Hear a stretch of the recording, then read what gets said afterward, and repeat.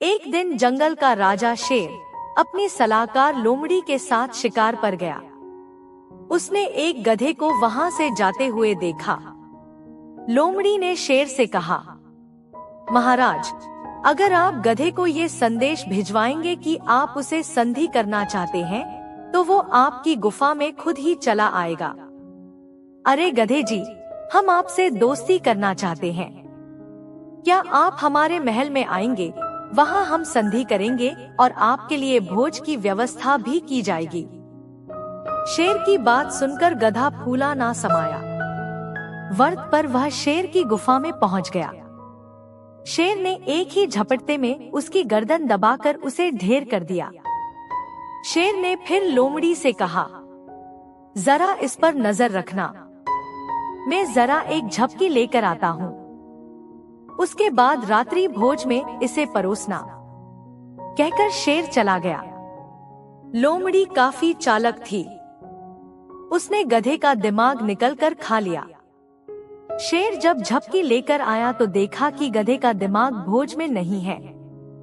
उसने लोमड़ी से गुर्राकर कहा, ये क्या सलाहकार, इसके सर में तो दिमाग ही नहीं है। लोमड़ी ने हंसते हुए कहा, महाराज, अगर इसके दिमाग होता तो ये आपकी बातों में कभी नहीं आता। गधों में दिमाग नहीं होता है। लोमड़ी की बात सुनकर शेर मायूस हो गया और बिना दिमाग के गधे का भोज करने लगा। सीख: इस कहानी से हमें ये शिक्षा मिलती है कि चतुर व्यक्ति के पास हर सवाल का जवाब होता है और वो अपनी चतुराई से किसी को भी अपनी बातों में ला सकता है। चूहे से व्यापार। एक व्यक्ति जिसका नाम शंभू था, बहुत बड़ा व्यापारी बनना चाहता था, पर उसके पास पैसे नहीं थे। वो अक्सर व्यापारियों को देखता और उन जैसा बनने की कल्पना करता। एक दिन उसने दो व्यापारियों की बात सुनी।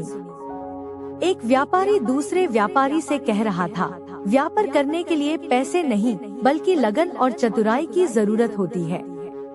कोई चाहे तो वह जो कूड़े पर मरा चूहा पड़ा है उससे भी व्यापार शुरू कर सकता है। शंभू ने कूड़े पर पड़े चूहे को देखा और सोचा, लगन और चतुराई तो है मुझ में है, क्यों न मैं इस मरे चूहे से ही व्यापार शुरू करूं। यह सोच उसने मरा हुआ चूहा उठा। तभी एक सेठ जी अपनी बिल्ली को गोद में लिए उधर से गुजर रहे थे।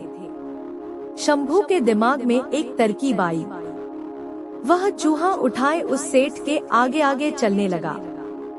सेठ जी की बिल्ली चूहे को देखकर उतावली हो गई। वह म्याऊं म्याऊं करके कुलबुलाने लगी।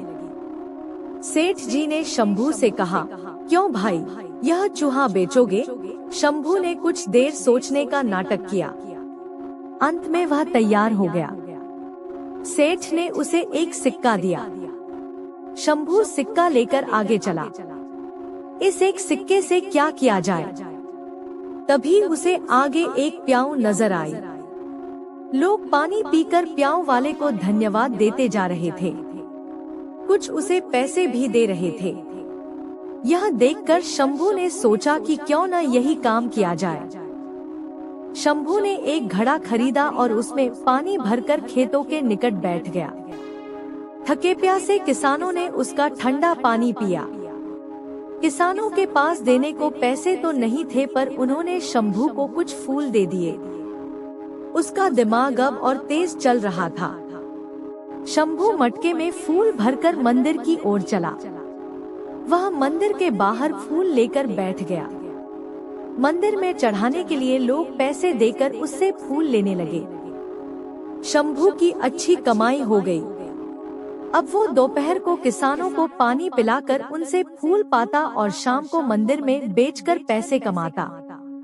एक दिन उसने किसी से सुना कि एक बड़ा व्यापारी अगले महीने 500 घोड़े लेकर शहर आने वाला है।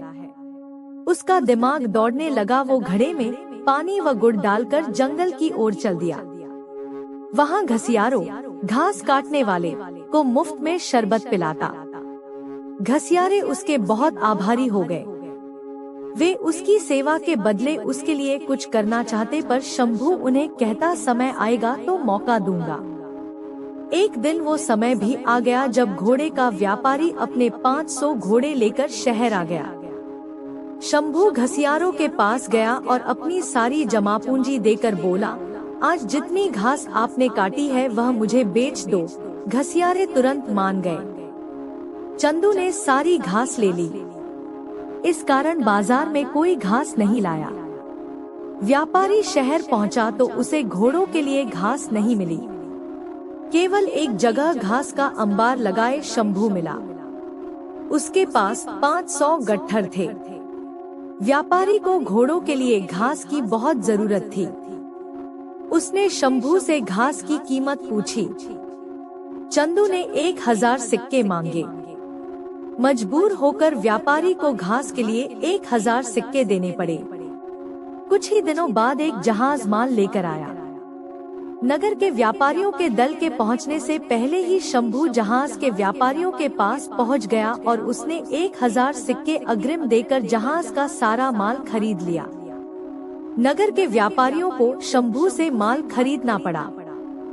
शंभू ने व्यापारियों से पैसे लेकर जहाज वालों को पूरी कीमत दे दी। शहर के व्यापारियों में शंभू मशहूर हो गया। सब उसकी चतुराई के कायल हो गए। एक दिन शंभू एक व्यापारी के घर गया। यह वही व्यापारी था जिसकी बात सुनकर शंभू ने मरे चूहे से अपना कारोबार शुरू किया था। शंभू ने एक सोने का चूहा उस व्यापारी के सामने रखा और बोला, आप मेरे गुरु हैं।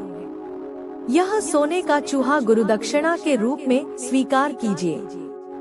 शंभू ने मरे चूहे से लेकर अब तक की सारी कहानी उसे सुना दी।